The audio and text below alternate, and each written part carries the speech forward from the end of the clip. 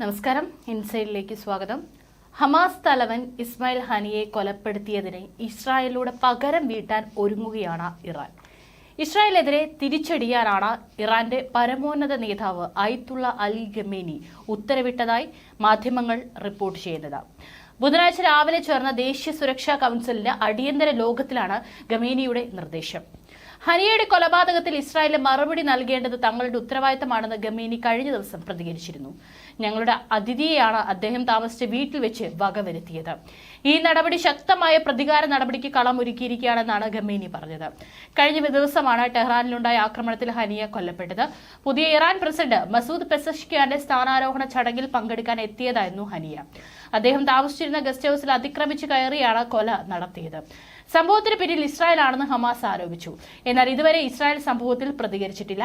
ഇതാദ്യമായല്ല ശത്രുപക്ഷത്തുള്ള നേതാക്കളെ മറ്റൊരു രാജ്യത്ത് വെച്ച് ഇസ്രായേൽ വകവരുത്തുന്നത്. ഇറാനിയൻ ആണവ ശാസ്ത്രജ്ഞരും സൈനിക കമാൻഡർമാരും ഉൾപ്പെടെയുള്ള നിരവധി പേരെ ഇത്തരത്തിൽ ഇസ്രായേൽ കൊലപ്പെടുത്തിയിട്ടുണ്ട്. എന്നാൽ ഹമാസ് തലവലിൽ തങ്ങളുടെ നാട്ടിൽ വെച്ച് ഇസ്രായേൽ ഇല്ലാതാക്കിയത് അക്ഷരാർത്ഥത്തിൽ ഇറാനെ ഞെട്ടിച്ചിരിക്കുകയാണ്. 2019 ശേഷം 15 തവണയെങ്കിലും ഹനിയ ഇറാൻ സന്ദർശിച്ചിട്ടുണ്ട്. ഇറാൻ ഭൂമി സുരക്ഷിതമാണെന്ന ഹമാസ് കണക്കുകൂട്ടലാണ് ഹനിയയുടെ കൊലപാതകത്തോടെ ഇല്ലാതായിരിക്കുന്നത്. കഴിഞ്ഞ ഏപ്രിലിൽ സിറിയയുടെ തലസ്ഥാനമായ ഡമാസ്കസിലെ ഇറാൻ എംബസി ഇസ്രായേൽ ആക്രമിച്ചിരുന്നു. ഇതിന് മറുപടിയായി ഇസ്രായേലിനെതിരെ ഇറാൻ ബാലിസ്റ്റിക് മിസൈൽ ആക്രമണം നടത്തിയിരുന്നു. ഇതിന്റെ പ്രതികാരമായിട്ടായിരിക്കാം ഇറാനിൽ വെച്ച് തന്നെ ഹമാസ് തലവനെ ഇസ്രായേൽ ഇല്ലാതാക്കിയതെന്നാണ് വിലയിരുത്തപ്പെടുന്നത്.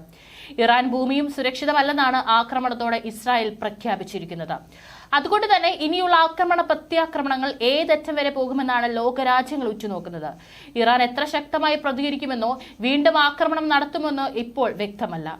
ടെലാവീവിനും ഹൈഫയ്ക്കും സമീപമുള്ള സൈനിക കേന്ദ്രങ്ങളെ ലക്ഷ്യം വെച്ച് ഡ്രോൺ ആക്രമണം ഇറാൻ ആലോചിക്കുന്നുണ്ട്. ഇറാനിൽ നിന്നുള്ള ഉദ്യോഗസ്ഥരെ ഉദ്ധരിച്ച് അന്താരാഷ്ട്ര മാധ്യമങ്ങൾ റിപ്പോർട്ട് ചെയ്തു. യമൻ, സിറിയ, ഇറാഖ് എന്നിവയുൾപ്പെടെ സഖ്യസേനകളുമായി ചേർന്ന ഏകോപിത ആക്രമണവും പരിഗണനയിലുണ്ട്. ആക്രമണത്തിനും പ്രതിരോധത്തിനും തയ്യാറായിരിക്കാനായി ഖമേനി സേനാ വിഭാഗങ്ങൾക്ക് നിർദ്ദേശം നൽകിയതായും അദ്ദേഹം പറഞ്ഞു. ആക്രമണം നടത്താനും ഇസ്രായേൽ അമേരിക്കയോ ഇറാൻ ആക്രമിക്കുകയോ ചെയ്താലോ പ്രതിരോധത്തിനുള്ള പദ്ധതികൾ തയ്യാറാക്കാൻ റവല്യൂഷണറി ഗാർഡുകളുടെയും സൈന്യത്തിന്റെയും മേധാവികൾക്ക് ഖമേനി നിർദ്ദേശം നൽകിയതായി ഉദ്യോഗസ്ഥൻ വ്യക്തമാക്കി. ഇസ്രായേലിന്റെ മോസ്റ്റ് വാണ്ടഡ് ലിസ്റ്റിലുള്ള കൊടും ഭീകരനായിരുന്നു ഹനിയ. ഗാസയിൽ ഈ രീതിയിൽ മതം കലർത്തി ചാവേറുകളെ സൃഷ്ടിക്കുകയും ജൂത സമൂഹത്തെ മുച്ചൂട് മുടിപ്പിക്കുമെന്ന് പ്രതിജ്ഞയെടുത്ത ആളാണ് ഹനിയ. കഴിഞ്ഞ സെപ്റ്റംബറിലുണ്ടായ ഇസ്രായേൽ ആക്രമണത്തിന്റെ അടക്കം തലച്ചോറുകളിൽ ഒന്നായി അവർ കാണുന്നത് ഇസ്മായിൽ ഹനിയെ കൂടിയായിരുന്നു. ശതകോടീശ്വരൻ കൂടിയാണ് അദ്ദേഹം. ലോകത്തിലെ ഏറ്റവും ആസ്തിയുള്ള ഇസ്ലാമിക സംഘടന ഇപ്പോൾ ഹമാസ് ആണ്. ഇസ്രായേലിന്റെ കൊടിയ ആക്രമണത്തിൽ വിറങ്ങലിച്ച് ഒരു നേരത്തെ ഭക്ഷണത്തിന് പോലും വകുപ്പില്ലാതെ ഗാസക്കാർ ദുരിത ജീവിതം നയിക്കുമ്പോൾ അവരുടെ മൃതദേഹങ്ങൾ വിറ്റ് കോടീശ്വരനായ ഹമാസ് നേതാക്കൾ സുഖജീവിതം നയിക്കുകയാണെന്നാണ് വേൾഡ് ടുഡേ ന്യൂസ് അടക്കമുള്ള മാധ്യമങ്ങൾ ചൂണ്ടിക്കാട്ടിയിരുന്നത്. ഹനിയയ്ക്ക് 13 മക്കളുണ്ട്. ഇവരിൽ ഭൂരിഭാഗവും ഖത്തറിൽ സുഖജീവിതമാണ് നയിക്കുന്നത്. ഗാസയിലെ കുട്ടികളെ ചാവേറാക്കി മാറ്റുന്നതിലും രക്തസാക്ഷികളുടെ കുടുംബത്തിന് പെൻഷൻ അനുവദിക്കുകയും അടക്കം ചെയ്ത് ഗാസയിലെ ചാവേർ വ്യവസായത്തിന് അടിത്തറയിട്ടത് ഹനിയയാണ്. കുട്ടികളുടെ മനുഷ്യകവചമാക്കി ഉപയോഗിക്കുകയും മരിക്കുന്ന കുട്ടികളുടെ മൃതദേഹങ്ങളുടെ ചിത്രങ്ങൾ ആഗോള വ്യാപകമായി വിൽപ്പന നടത്തിയാണ് ഹനിയ കോടീശ്വരനായത്. ഇപ്പോൾ വാളെടുത്തവൻ വാളാൽ തന്നെ കൊല്ലപ്പെട്ടു. ഹനിയ പിറന്നു വീണത് തന്നെ രക്തത്തിന്റെ നടുവിലാണ്. ഈജിപ്ഷ്യൻ അധിനിവേശ ഗാസ മുനമ്പിലെ അൽ ഷാത്തി അഭയാർത്ഥി ക്യാമ്പിലാണ് ഹനിയയുടെ ജനനം. 1948 ഇസ്രായേൽ പിറന്നു വീണപ്പോൾ അറബ് മണ്ണിൽ ജൂതരാഷ്ട്രം അനുവദിക്കില്ലെന്ന് പറഞ്ഞ് 4 പാട് നിന്ന് മുസ്ലിം രാഷ്ട്രങ്ങൾ ആക്രമിക്കുകയായിരുന്നു. ഈ അറബ് ഇസ്രായേൽ യുദ്ധത്തിൽ ഇസ്രായേലിലെ അഷ്കലോണിൽ നിന്ന് പലായനം ചെയ്യപ്പെട്ടവരാണ് ഹനിയയുടെ മാതാപിതാക്കൾ. കുട്ടിക്കാലത്ത് തന്നെ ജൂത വിരോധവും ഇസ്രായേൽ വിരോധവും അയാൾക്ക് ആവശ്യത്തിലേറെ കിട്ടി. അന്നത്തെ ഹമാസിന്റെ ആത്മീയ നേതാവായ യാസിനുമായുള്ള ബന്ധമാണ് ഇസ്മായിൽ ഹനിയയെ വളർത്തിയത്.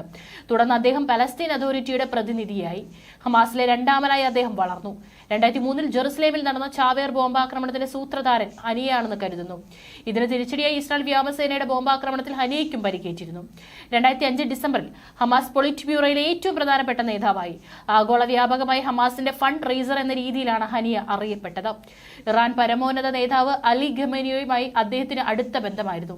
2007 ജൂൺ 14 ഗാസ യുദ്ധത്തിനിടയിൽ പ്രസിഡന്റ് മഹ്മൂദ് അബ്ബാസ് ഏകീകൃത ഗവൺമെന്റിനെ പിരിച്ചുവിടുകയും അടിയന്തരാവസ്ഥ പ്രഖ്യാപിക്കുകയും ചെയ്തു. ഹനിയെ പുറത്താക്കി അബ്ബാസ് ഭരണം തുടർന്നു. ഇതോടെ നാട്ടിലേക്ക് പ്രവേശനമില്ലാതായ ഹനിയ ഖത്തറിലേക്ക് കൂടുമാറി. ആഗോള ഇസ്ലാമിക തീവ്രവാദത്തിന്റെ സാമ്പത്തിക കേന്ദ്രമെന്ന് അറിയപ്പെടുന്ന ഖത്തറിൽ വെച്ചാണ് പിന്നീടുള്ള അദ്ദേഹത്തിന്റെ എല്ലാ പ്രവർത്തനവും. ദോഹയിൽ ഹനിയയ്ക്ക് സ്വന്തമായ ഓഫീസുണ്ട്. ഇവിടെ നിന്നാണ് അദ്ദേഹം ഹമാസിന് വേണ്ടി ലോകവ്യാപകമായി ഫണ്ട് പിരിച്ചിരുന്നത്. പിന്നീട് അദ്ദേഹം ഹമാസ് പൊളിറ്റ് ബ്യൂറോ തലവനായി. ഇക്കാലത്ത് ഹമാസ് നടത്തിയ മിക്ക ഓപ്പറേഷനുകളുടെയും ബുദ്ധികേന്ദ്രം ഹനിയായിരുന്നു. ലോകത്തിലെ ഏറ്റവും മികച്ച ചാരസംഘടനയായ മൊസാദിന്റെ ഹിറ്റ് ലിസ്റ്റിൽ നമ്പർ 1 ആണ് ഇയാൾ. എന്നിട്ടും ലോകം മുഴുവൻ യാത്ര ചെയ്യുന്നു, പല നേതാക്കളുമായി ചർച്ച നടത്തുന്നു. മൊസാദിന്റെ ആക്രമണങ്ങളിൽ നിന്ന് ഭാഗ്യത്തിലാണ് പലപ്പോഴും ഹനിയെ രക്ഷപ്പെടാറുള്ളത്. ലോകം മുഴുവൻ ഭയത്തോടെ ഉറ്റുനോക്കിയാണ് ഇനി എന്താണ് സംഭവിക്കാൻ പോകുന്നതെന്ന്.